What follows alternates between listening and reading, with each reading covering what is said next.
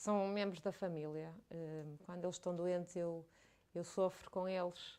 Eu trato deles, eu vou imediatamente ao veterinário, eu não durmo para cuidar deles, por isso são membros da família.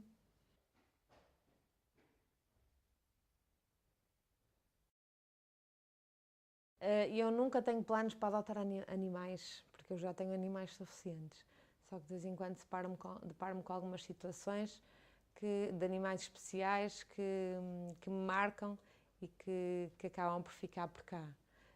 Normalmente a minha intenção é sempre recolher para colocar para adoção, para encontrar a família ideal para aquele animal. Todos os animais que eu tenho cá em casa são frutos de abandonos ou de recolhas em colónias. Uma grande parte deles são para adoção, mas outros decidi ficar com eles por alguma razão que me tocou. Por exemplo, aqui o Biscoito abandonaram-no com 1 mês e meio numa rua super movimentada na Maia. E a minha irmã encontrou, ligou-me e veio cá trazê-lo. Ficou para a adoção, mas entretanto acabou por ficar por cá. Ele está paralisado e tem uma mobilidade reduzida, está em tratamento para ver se o conseguimos recuperar. Ele não vai à rua, por isso aconteceu-lhe alguma coisa que não sabemos muito bem explicar, foi dentro de casa, não sabemos se foi alguma infecção ou uma queda que ele possa ter tido na brincadeira com os outros, mas às vezes são estas as razões porque eu opto por ficar com eles cá.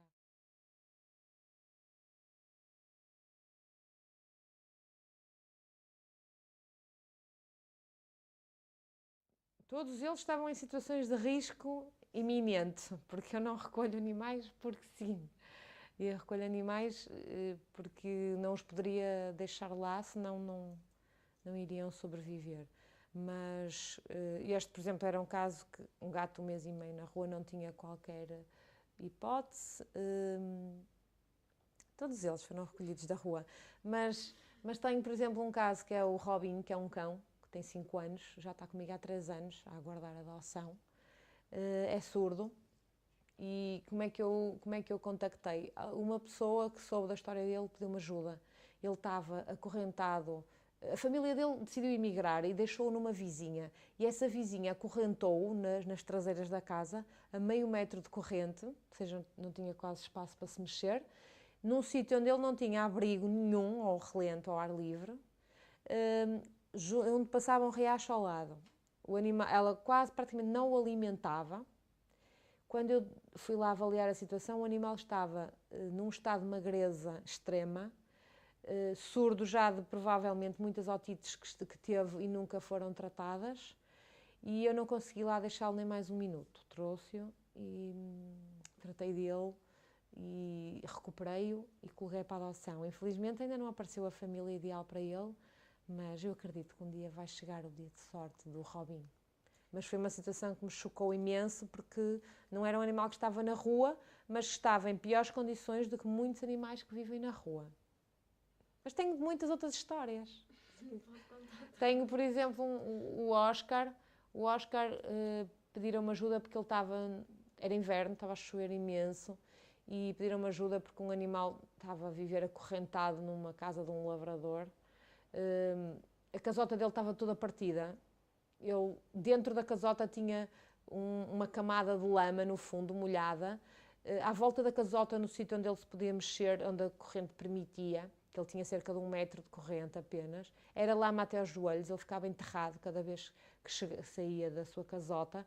Eram os excrementos, o xixi, a chuva, a terra em si que se desfez, não é?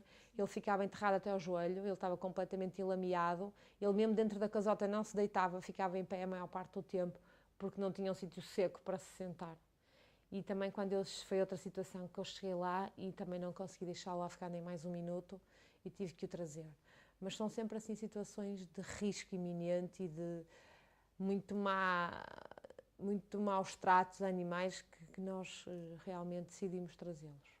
Se não for o caso, nós tentamos sempre melhorar as condições no local, também já o fizemos com centenas de animais, colocar casotas, ensinar os donos, mesmo até prover-lhes alimento das recolhas que fazemos periodicamente junto dos supermercados que nos permitem, as angariações de alimentos, não é? Fazer-lhes chegar, se forem pessoas que não tenham essa possibilidade, fazer-lhes chegar alimentos para que esses animais também sejam alimentados, esterilizamos e vamos também mantendo algum contacto para que, se ficarem doentes, possamos também ajudar nesse sentido. Mas tentamos sempre, se houver essa solução, melhorar as condições no local, porque, como já disse, não temos abrigo e o espaço é limitado, muito limitado mesmo.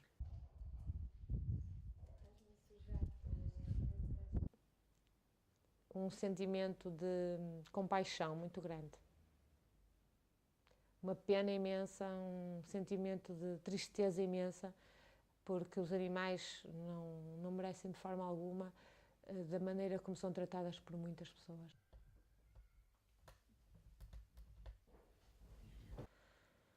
Como sabemos, saiu agora uma nova lei em que puseram fim, ou seja, não é puseram fim imediato, mas saiu a lei, agora as autarquias têm que se adaptar às novas regras, o fim do abate nos canis municipais. É uma solução, mas para mim, sem dúvida, a solução será a esterilização em massa de animais da rua e de animais em famílias também. Tem que haver essa sensibilização junto das populações para esterilizarem os seus próprios animais. Porque ainda existe um estigma muito grande que esterilizar é tirar-lhes alguma coisa, e não é de forma alguma, até a nível de saúde. Eles têm grandes benefícios na esterilização. Por exemplo, as cadelas, quanto mais cedo forem esterilizadas, menor será a probabilidade de terem tumores mamários.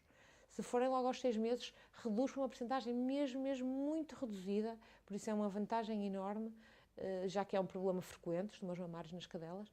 É mesmo muito vantajosa a esterilização o mais cedo possível nas cadelas. Nos cães também ajuda para evitar problemas de próstata, cancros de próstata, por isso, se perguntarem junto dos veterinários, cada família perguntar junto do seu veterinário, saberá que a esterilização é de facto preciosa, quer no controlo da população errante, porque essas pessoas normalmente o que fazem é dão os animais, muitas vezes à sorte, sem nenhum controlo, e esses animais vão parar à rua. Porque também sabemos que 80% dos animais que vivem na rua, essa origem teve origem no abandono. Ou seja, os seus antepassados foram abandonados e deram origem a novas colónias que depois vão crescendo na rua e vão criando defesas e vão se tornando silvestres. Mas sabemos que 80% dos animais que vivem na rua, existe mais de 1 milhão de animais errantes em Portugal, deriva do abandono. Por isso é que as pessoas continuarem a reproduzir os seus animais em casa e depois, eu consigo sempre famílias para eles. Mas que famílias é que estão a conseguir?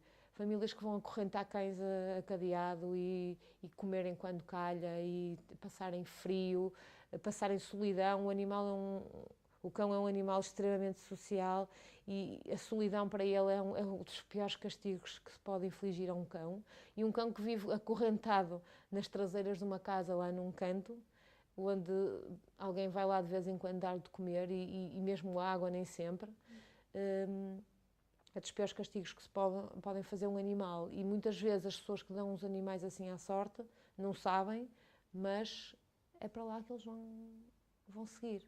Muitas vezes, uma grande parte. Infelizmente, nós temos conhecimento de milhares de situações de animais que vivem acorrentados e que tentamos, alguns, não é, melhorar-lhes as condições, mas nem todas as famílias permitem, mesmo o melhoramento, e é impossível chegar a todos.